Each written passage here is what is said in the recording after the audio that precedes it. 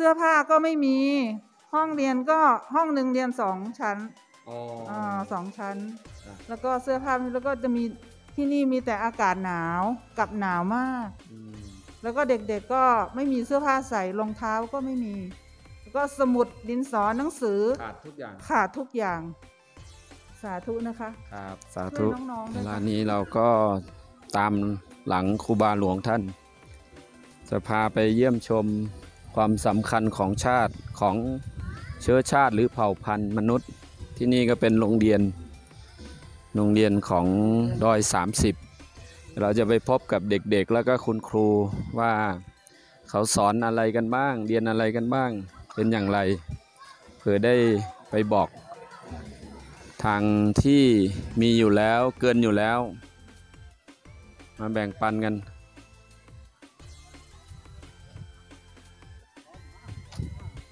เป็นคู่หมอกูก็ค่ะ4 ก้อ5 ก้อ4 ก้อในค่ะเนาะ5 ก้อประมาณนี้ค่ะแลนี่ยืนอยู่ข้างหน้าก็จะเป็นคุณครูอันนี้คุณครูทางโลกส่วนทางนี้คุณครูทางธรรมเดี๋ยวจะขออนุญาตสัมภาษณ์ท่านไหนก่อนดี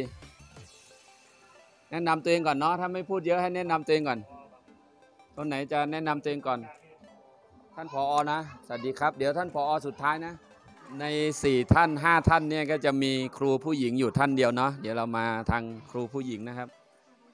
ครับค่ะดิฉันชื่อคุณครูโบค่ะก็จะสอนอยู่ชั้นประถมปีที่3 ถึง 6ค่ะป.6 แล้วก็จะสอนภาษาไทยด้วยค่ะแล้วก็ทางโรงเรียนของเราก็จะมีสิ่งที่ขาดแคลนก็เป็นข้าวปลาอาหารแห้งอะไรพวกนี้ค่ะเพราะว่าเราก็มีเด็กที่อยู่หอไม่มีพ่อแม่กำพร้าพ่อแม่ด้วยค่ะเด็กกำพร้ามีอยู่กี่ชีวิตนะครับมีอยู่15 คนนะคะที่อยู่หอตอนนี้ค่ะที่ไม่มีพ่อแม่ไม่มีค่ะอพยพมาค่ะไม่มีค่ะเพราะว่าเป็นสงครามเขาก็เอาเด็กมาได้ส่วนพ่อแม่ก็ไม่มีค่ะค่ะเสื้อผ้าอาหารค่ะเครื่องนุ่งห่มค่ะทุกอย่างเลยค่ะที่ทางโรงเรียนเราก็ขาดแคลนแต่ว่าอยากจะฝากถึงชาวไทยทั้งหมดค่ะคนที่มาช่วยเหลือน้องๆก็จะมีแบบเสื้อกันหนาวเสื้อผ้าที่มันอุ่นๆนะคะเพราะว่ามันเป็นบนดอยก็อยากจะได้พวกนี้ค่ะแล้วก็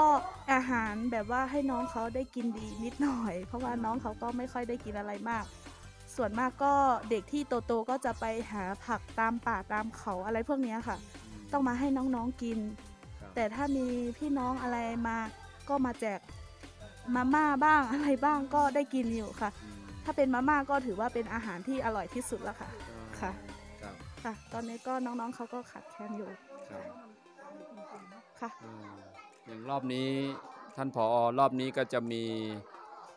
ครูบาอาจารย์ชื่อท่านพระอาจารย์สมัยวัดทับทิมแดงนะก็ขออนุญาตตรงนี้นิดนึงท่านก็แจกนมมาเยอะรอบนี้นะก็ได้ของก็มาถึงวันนี้พอดีนอกจากเมื่อกี้ที่คุณครูผู้หญิงท่านพูดไปแล้วเรายังไม่รู้จักชื่อเลยคุณครูโบค่ะคุณครูโบเนาะพูดภาษาไทยชัดมากเลยนะก็ถามต่อครับเป็นครูผู้หญิงท่านเดียวทำไมถึงอยากจะสอนที่นี่ไม่อยากหนีไปอยู่กรุงเทพหรือหนีไปประเทศไทยเหรอครับก็ตอนเด็กๆส่วนตัวหนูก็เคยเป็นเด็กที่นี่อะค่ะเคยอยู่โรงเรียนที่นี่แล้วก็จะมีพวกผู้ใหญ่สนับสนุนส่งให้เรียนต่อถึงจบถ้าจบแล้วหนูก็ไม่คิดว่าจะจากไปไหนอีกเลยอยากจะอยู่กับเด็กๆที่นี่ให้เขาได้มีความฝันให้เขาได้เป็นอย่างที่ฝันของตัวเองอะค่ะก็เลยบอกกับตัวเองไว้ว่าไม่อยากจากเขาไปไหนเพราะว่าถ้าวันนั้นไม่มีคุณครูที่มาสอนเราเด็กวันนี้ก็ไม่มีเราไม่จะมาสานต่ออะไรเลยค่ะก็แค่นี้ค่ะอันนี้เป็นสิ่งที่เขาบอกว่าเมื่อได้รับโอกาสแล้วก็คืนโอกาสให้กับสังคมนะนี่ก็เป็นคุณครูท่านเดียวที่เป็นสุภาพสตรีแล้วก็มีความสำนึกรักความเป็นคนไทยใหญ่ในเมื่อได้รับโอกาสจากผู้ใหญ่ส่งเสียจนเรียนจบวันนี้ก็มาคืนเป็นคุณครูให้กับที่นี่ผมถ่ายคลิปนี้ก็เพื่อที่จะไปแบ่งปันนะเผื่อท่านอื่นที่มองเห็นอยากจะสนับสนุนที่นี่ยังขาดแคลนเยอะก็ขอบคุณนะคุณครูบัวนะครับ ขออนุญาตมาทางผอนะครับท่านผอครับชื่อ ครับผมชื่อนายคือเราครับ นายเครือดาวนะครับ ครับผม ในฐานะบริหารที่นี่มีอะไรเมื่อกี้เราฟังคุณครูมาหลายท่านแล้วท่านผออยากจะฝากเรื่องอะไรบ้างขอความเมตตาจากครับผมก็อยากจะขอจากผู้มีบุญศรัทธาในประเทศไทยต่างๆที่นี่ก็เด็กนักเรียนจะเป็นส่วนมากก็มาจากอพยพจากเมืองราชานไทยครับแล้วก็เสื้อผ้าไม่มีเสื้อผ้านักเรียนใส่แต่งแต่เสื้อผ้าธรรมดามาไม่รู้จักว่าใครเป็นนักเรียนใครเป็นชาวบ้านเด็กชาวบ้านประมาณนี้แหละถ้าอยากจะไล่ชุดวอร์มครับชุดบอมชุดกีฬาอย่างนี้แหละครับครับแล้วสิ่งอื่นก็ครูโมหมอกไปแล้วครับแล้วเด็กๆที่นี่มีลาสอนอนุบาลเป็นไงบ้างเด็กที่นี่เรียนกี่ภาษาก็4 ภาษาครับ4 ภาษาสอนคณิตศาสตร์คำลาหน่อยเนาะครูคำลาครับเป็นภาษาไทยเนาะเพราะว่าจะเอาไปให้พี่น้องที่เขามีอยู่แล้วเนี่ยให้ได้รู้ว่าการศึกษาเป็นเรื่องใหญ่ถึงแม้เราจะอพยพมาอยู่ตามป่าเขาแต่ก็ไม่ทิ้งเรื่องการศึกษาวันนี้ผมอินทร์ก็อยากจะให้ทุกคนเนาะที่ร่วมบุญมาได้เห็นว่าเราได้มาบริจาคที่นี่ขออนุญาตสัมภาษณ์ครูท่านที่2เมื่อกี้ท่านแรกก็คือสอนอนุบาลท่านที่2สอนป .1 กับป .2 ป .1 กับป .2 ครับเป็นไงบ้างสอนเด็กที่นี่มีความสุขไหมก็มีครับมีความสุขเนาะครับจะฝากถึงว่าการเรียนการศึกษาเป็นที่สำคัญครับเราเป็นครูเราก็ต้องพยายามศึกษาแล้วก็หาวิธีมาสอนให้เด็กๆมีความรู้เพื่อจะเป็นผู้ใหญ่ในวันหน้าครับนี่สำคัญมากครับนี่ครับผมอยากจะฝากหรือขออะไรที่ขาดแคลนบ้างครับอันนั้นที่นี่ก็จะขาดอยู่ครับแบบว่าการ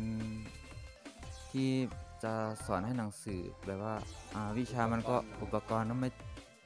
ไม่สมบูรณ์ครับอุปกรณ์ไม่เพียงพอมีสมุดนะครับ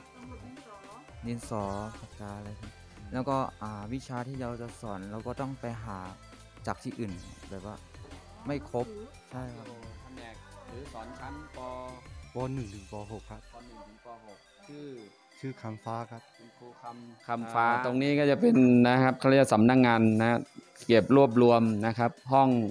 องครูหรือห้องผอ.นั่นเองนะนี่ก็คือวิถีชีวิตเป็นห้องเรียนการเก็บเอกสาร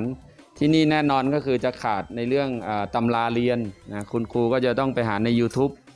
อันนี้ก็เป็นห้องเรียนห้องเอกสารประมาณนี้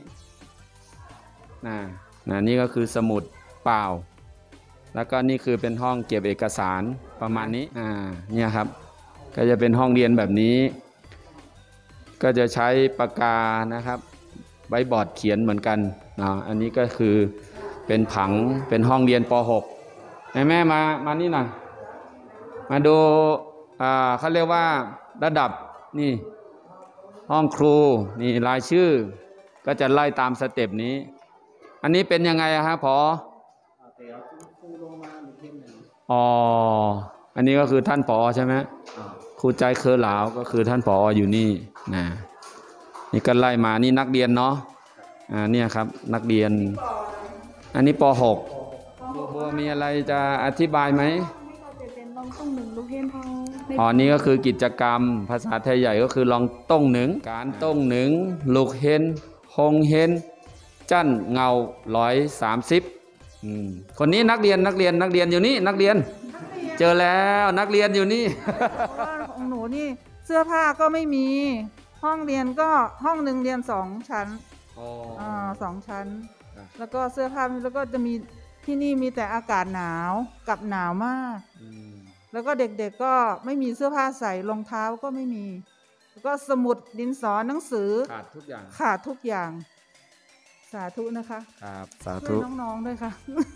ช่วยน้องๆที่นี่ด้วยนะคะผู้ใจบุญท่านไหนที่ได้เห็นคลิปอยู่นะก็ฝากแชร์นะครับนี่คือน้ำใจเจตนาของพี่น้องคนไทยท่านหนึ่งนะก็คือพี่ขายแสงท่านก็เราไม่เห็นแล้วก็อยากช่วย แล้วก็บอกไปอย่างผู้ใจบุญทุกๆคนที่ได้เห็นคลิปนี้ อันนี้คือของจริงมาจริงพูดจริงเห็นจริงค่ะ สาธุนะคะ สาธุล่วงหน้า ขอล่วงหน้าเดี๋ยวเราก็จะทำหน้าที่สารต่อใช่ไหม สารต่อเพราะเราจะเป็นสะพานมาจำเป็นบริจาคด้วยเงินหรือสิ่งของอะไรก็ได้ทั้งนั้นเลย ถ้ามีใครมีจะบริจาคมาหนังสือเสื้อผ้าคอมที่เป็นอุปกรณ์การเรียนบอกเลยผ่านทางคุณอินทร์แล้วก็ทางคุณอินทร์แหละเขามี Facebook แล้วก็เราก็จะช่วยกันไปรับแล้วก็ไปเอาแล้วก็จัดการเอามาที่นี่สาธุล่วงหน้านะครับสาธุครับไม่ทรงคเจ้าค่ะก็วันนี้ผมเองก็อยากจะพาทุกท่านเนี่ยมารู้จักแล้วก็สัมผัสวิถีชีวิตเด็กๆบนดอย30ก็มีตั้งแต่เด็กเล็กเนาะตั้งแต่เด็กโตอยู่ข้างหลังสุดหนูเรียนชั้นอะไรชั้น5ชั้นป.5 หนูชั้นอะไรชั้นอนุบาลนะเด็กๆที่นี่ก็จะใส่ชุดนักเรียนแบบนี้ไม่มีเหมือนในไทยนะครับนี่แปลว่าเราเห็นถึงความอัตคัดแต่ด้วยมนุษย์สิทธิมนุษยชนเนี่ยก็มีความเป็นอยู่ก็คือต้องให้การศึกษาต้องเรียนภาษาที่นี่ก็จะเรียนถึงป.6 หลังจากนั้นก็จะส่งไปที่ดอยไตแดงก็จะมีเด็กๆทุกคนนะครับคุณครูบัวที่นี่ส่วนใหญ่มีเด็กผู้หญิงเยอะหรือผู้ชายเยอะครับผู้ชายเยอะกว่าเนาะผู้ชายจะเยอะผู้ชายเยอะกว่าเนาะไหนลองบอกชื่อหน่อยดิใครจะบอกชื่อตัวเองใครจะบอกชื่อยืนนี่เลยลองเชิญพี่แนะนำตัวเองก่อนสวัสดีค่ะชื่อเด็กหญิงเชยนิดค่ะชื่อไตเหรอชื่อไตจือวลาใสน้องหลาวใสโอ้ดีเลยเดี๋ยวรับรางวัลด้วยเดี๋ยวหันหน้าไปก่อนนี่อันนี้คุณครูนะคุณครูตัวจริงที่เรียนจบแล้วนะเรียนจบจากชีวิตนะแต่ไม่ได้จบครูเกษียณแล้วเกษียณแล้ววันนี้จะมาให้รางวัลเด็กๆด้วยรางวัลเด็กๆเนาะค่าขนมนิดหน่อยนะคะนี่มาครั้งแรกเดี๋ยวคุณยายจะมาใหม่นะลูกนะขอให้ตั้งใจเรียนหนังสือเป็นเด็กดีไหนขอบคุณโดนว่าหือความใจขอบใจยินจมขาว่าแปลว่าขอบคุณมากๆเฮ็ดมือห่างดีลูกเป็นน้ำใจเล็กๆน้อยๆนะครับของรุ่นพี่ที่มาเยี่ยมเยียนนะครับนักเรียนนักศึกษาบนดอย30ก็ไม่ได้แจกอะไรมากมายนะก็เป็นสิ่งที่เราอยากจะแบ่งปันแต่สิ่งหนึ่งที่ได้ทำคลิปวันนี้ก็คือต้องการให้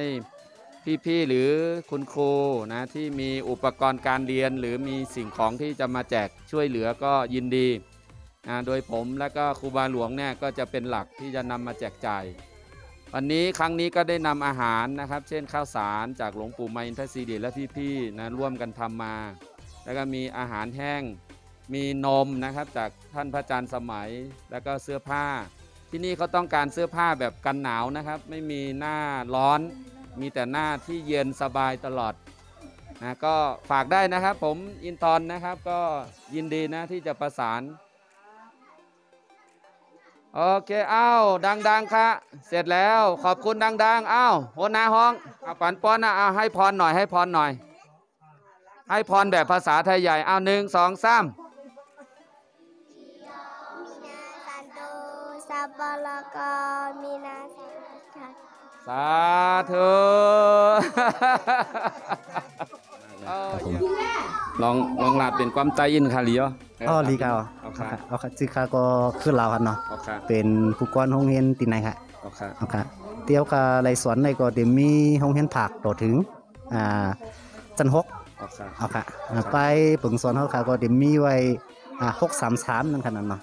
633ใน6เตี๋ยวโป้1ต่อถึงโป้6ก็อยู่ไว้ในโรงเรียนจันเงาฮะ7 8 9ก็เดี๋ยวเป็นจันกลาง10 11 12ทำเดี๋ยวเป็นจันสูงเห็นไหมคะมันก็ตีกับเปียงๆในเมืองไทยเป็นโปม6ไหนมันเดี๋ยวเป็นจัน12เห็นไหมฮะแต่มกุบเขาคันในเมืองมันเดี๋ยวมีจัน10คันเนาะเขาขาขึ้นจัน10แล้วเขาเดี๋ยวขึ้นจัน2เห็นไหมคะเมื่อเลี้ยวเขาขาเดี๋ยวเลยขึ้นจัน12 ย่าเขาต้องไปเรียนต่อท่านซ้อมให้นะครับ เพราะสุดกันในครับจะส่งกับกันอะไรทั้งนั้น ก็สุดที่ไหนก็เขาคาส่งกับที่ลอยใต้เลี้ยงอ๋อ อ๋อ เขาคาลอยใต้เลี้ยงก็เขาคา มีจันจอม มีจันสูงจันจอมจอมเอาค่ะเอาค่ะ อ๋อครับ พอจบที่ลอยใต้เลี้ยงเนี่ยตัวเป็นมีน้ำกันเนี่ยก็ส่งกับที่เกียงใหม่นั้นก็ที่นอกเมืองเมื่อเร็วก็เตียนได้กับเฮียนไปเหมือนสนังนิวซีแลนด์เขาออสเตรเลียเขาจะในก็มีไว้ปองค่ะ อ๋อครับอ๋อครับ ค่ะ